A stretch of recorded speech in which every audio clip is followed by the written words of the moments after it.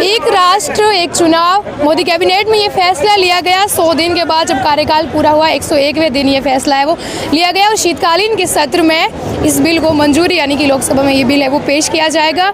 और इस वक्त हम राजधानी जयपुर में, हमारे साथ युवा मौजूद है, तो इनकी राय सबसे पहले ज़रूरी है क्योंकि देश का भविष्य यही है। सर, एक राष्ट्र एक चुनाव पर क्या कहेंगे आप? जो प्रस्ताव है वो पारित हो चुका है। जी, ये प्रस्ताव तो बहुत अच्छी बात है, एक राष्ट्र एक चुनाव, इसमें खर्चे की बचत होगी। तो इतना बड़ा देश है तो बार बार चुनाव कराने, पंचायती राज के चुनाव हुए और स्टेट के चुनाव हुए, एमएलए एमपी सब एक साथ होंगे तो इसमें खर्चे की बहुत सारी बचत होगी और वो खर्चा बचत करके युवाओं के रोजगार में, गरीबों के विकास में, किसानों के विकास में और कहीं पर लगाया जा सकता है। अच्छा, मतलब खर्चा कम होगा तो युवाओं को फायदा हो सकता है कि वो थोड़ा पैसा इधर लगा ले। हाँ जी हो सकता है। अभी क्या स्थिति है देश में युवाओं की? अभी देश में स्थिति बहुत खराब है, युवाओं के बेरोजगार आप देख रहे हो, ये भीड़ लगी है सबकी, कोई भर्ती नहीं है। कोई भर्ती नहीं है। कोई भर्ती नहीं है। भाई राजस्थान के युवाओं की क्या स्थिति है? बहुत खराब है, पूछो मत। खराब है। अच्छा, जो आरपीसी के मेंबर है वो 2 मेंबर पकड़े गए पेपर लीक के अंदर, जो खुद आरपीसी के मेंबर थे, क्या कहना चाहोगे? वो बहुत गलत है, उसी की वजह से तो कांग्रेस सरकार का जाना हुआ। कांग्रेस उसको ये नियुक्तियाँ गैर राजनीतिक होनी चाहिए, नियुक्तियाँ गैर राजनीतिक होनी चाहिए। इसमें कोई राजनीतिक लोग आएंगे तो कुछ न कुछ गड़बड़ तो होगी। गड़बड़ तो होगी। हाँ। अच्छा, एसआई भर्ती परीक्षा 2021 का पूरा पेपर ही गड़बड़ घोटाला हुआ है, उसमें क्या कहना चाहोगे? उसको रद्द करके नए सिरे से दोबारा पेपर करवाना चाहिए उसको। अच्छा, ऐसे भी बोलते जिन्होंने खुद से एग्जाम पास किया है वो लोग बोल रहे हमारी मेहनत है। हाँ, वो तो रीट में हुआ था उस टाइम में। इससे बेरोजगारों का मनोबल टूटा है बिल्कुल, और बिल्कुल भी ये पेपर लीक की घटनाओं से बेरोजगार बहुत ही परेशान है। आप किस चीज़ की तैयारी कर रहे हैं? मैं पॉलिटिकल साइंस से फर्स्ट ग्रेड की तैयारी कर रहा हूँ। सब लोग यहाँ पर फर्स्ट अब सरकार की तरफ युवाओं की आस है कि अब सब वैकेंसी निकाले, ज्यादा से ज्यादा वैकेंसी निकाले, उपचुनाव में फायदा लेना है तो। माननीय बैजनाथ सरकार से निवेदन है कि वो अगर उनको 7 वो उपचुनाव वाली सीटें जीतनी है तो उनको वैकेंसी निकालना होगा। किसी चुनाव में सीटें जीतनी है हाँ, तो युवाओं बिल्कुल बिल्कुल बिल्कुल युवाओं, अगर युवा चाहेंगे तो उनको सीट जिता देंगे, अगर युवा ने नहीं चाहे तो उनको तख्ता पलटी कर देंगे। कहाँ से हैं आप? मैं जयपुर से हूँ, वाटिका। क्या बोले?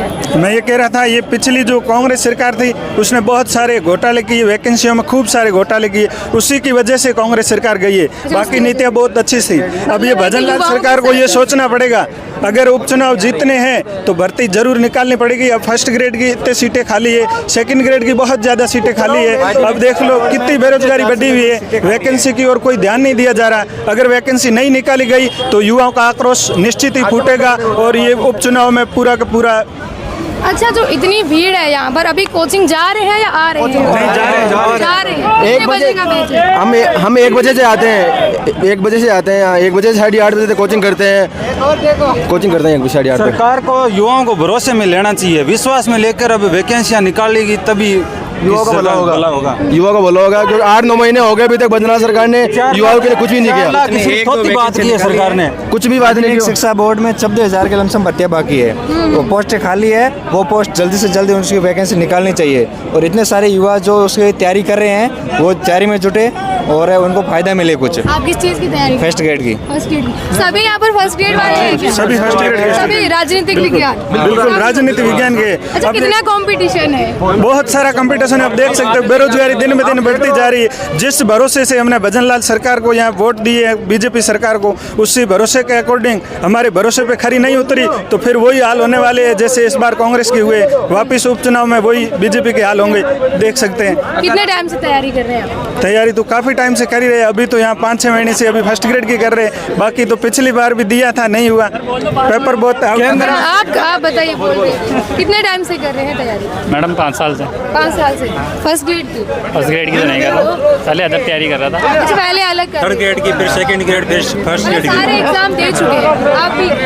हर क्षेत्र में देख चुके हैं, हर क्षेत्र में देख चुके हैं बेरोजगारी। हर क्षेत्र में बेरोजगारी देख चुके हैं। कहाँ से हैं आप?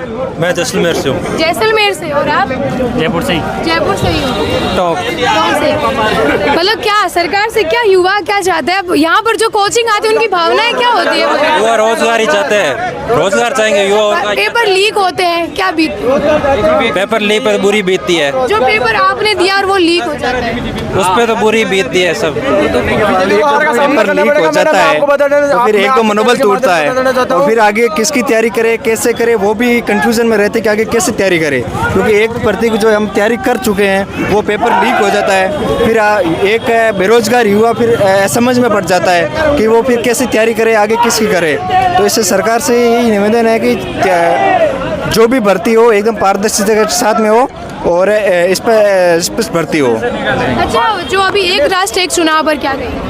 एक राष्ट्र एक चुनाव पे ये फैसला जो लिया गया भी है। हमारा कहना ये भी है कि इससे एक समस्या भी उनको उत्पन्न हो सकती है कि जैसे कि अलग अलग टाइम पे जो चुनाव होते हैं ना, तो उससे क्या है सरकार दबाव में आ जाती है। दबाव में? हाँ, अगर एक टाइम में एक बार चुनाव हो जाएगा तो क्या है सरकार एक बार वोट ले करके और फिर आराम से सो जाएगी, अपने हिसाब से 5 साल तक काम करेगी। अच्छा, मतलब ये एक समस्या है, ये तो बड़ी। हाँ, ये समस्या भी हो सकती है। दोनों, उधर केंद्र सरकार भी, इधर राज्य सरकार, हाँ। दोनों ही सो जाएगी। यस, हमारा कहना यही है कि मतलब अलग तो बीजेपी उपचुनाव में 7 सीटें हारने वाली है, क्योंकि एजुकेशन डिपार्टमेंट में इतनी पोस्टें खाली है, भर की पोस्टें खाली है, 1.25 लाख 1.5 लाख की समझ पोस्टें खाली है। और जो भी नई स्कूल्स बने हैं वो पूरी पोस्ट वो तो सर्जन नहीं किए पद उन्होंने, तो वो खाली है, पूरे खाली है पद। 7 सीटें आ रही उपचुनाव में, ये कन्फर्म है। इतने दिन भजनलाल जी बोलते हैं वैकेंसी निकालेंगे, अब उनको काम करना पड़ेगा। नहीं करेंगे तो ये युवा भड़क गए हैं। अब युवा का जोश बाहर आ गया है, अब सड़कों पे उतरेंगे, आंदोलन करेंगे। इसी मुद्दे पे बीजेपी जीती, और यदि यही काम नहीं करेगी ना, तो जिस तरीके से पहले की सरकार के साथ में वो बीजेपी के साथ में होगा। तो गहलोत की सरकार जाने का कारण ही क्या था? पेपर लीक ही था। तो भजनलाल सरकार इसी मान लो वादे के साथ में आया था कि मान लो पेपर कराऊंगा, अच्छे से कराऊंगा, कोई लीक नहीं होगा। यदि इस पे सरकार अटल है तो कोई दिक्कत होगी नहीं, और जल्दी से जल्दी वैकेंसी निकलनी चाहिए। और ये सभी राजनीति विज्ञान के विद्यार्थी राजनीति में प्रवेश करेंगे और देश में बदलाव करेंगे। तो सब लोग ही आ जाएंगे क्या राजनीति में? सभी आएंगे, फिर रोजगार ही नहीं है तो फिर उसमें ही जाएंगे, उसमें तो कुछ ना कुछ मिलेगा, क्योंकि सभी राजनीति सीख रहे हैं, पढ़े लिखे आएंगे तभी तो रोजगार देंगे सभी को। अच्छा, राजनीति में पढ़े लिखे लोगों का कितना जरूरी है? बहुत जरूरी है राजनीति में पढ़े लोगों का। बहुत से लोग हैं जो बिल्कुल पढ़े लिखे नहीं होते, तो वो उनसे काम की उम्मीद भी नहीं कर सकते ना। क्या बोल रहे हो? मैम, मैं भजनलाल जी शर्मा के सामने खड़ा होऊंगा, क्या बोल रहे हो? सांगने विधानसभा के अंदर अगले चुनाव में। अच्छा, उनके सामने खड़ा होऊंगा। चुनाव लड़ो। मैडम उन्होंने क्या किया अभी तक? उनसे एक रीट की पात्रता नहीं हो रही मैडम, रीट की पात्रता नहीं उनसे मैडम। 8 महीने में उनसे क्या हुआ? कुछ भी नहीं किया मैडम। युवाओं के लिए क्या किया उन्होंने अभी तक?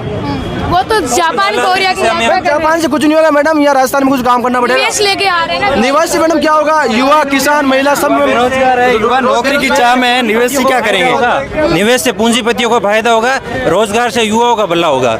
निवेश की हमें जरूरत नहीं है। अच्छा, इतना वहाँ जाते हैं, यहाँ पर युवाओं से अगर मिल करके बात करें कि क्या बेरोजगार क्या निवेश करेंगे? बेरोजगारों को रोजगार चाहिए, वो क्या निवेश करेंगे? सरकार की बेरोजगारों से पूंजीपतियों को फायदा होगा, बेरोजगारों को कोई फायदा नहीं। अभी जो सबसे बड़ी समस्या है वो बेरोजगारी की है। यहाँ आप देख सकते हो चारों तरफ, कोई कोचिंग में जाओ, जयपुर की किसी सड़क पे जाओ, बेरोजगार ही बेरोजगार दिखेंगे। सबसे बड़ी समस्या यही है।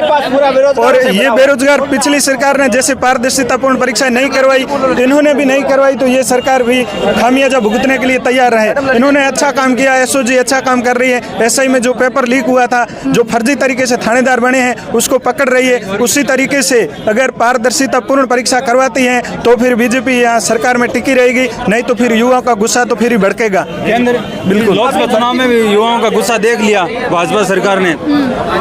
युवाओं को इतना काम करना पड़ेगा, सरकार को लास्ट में सोचना ही पड़ेगा युवाओं के बारे में। कब तक धर्म की बात करते रहेंगे?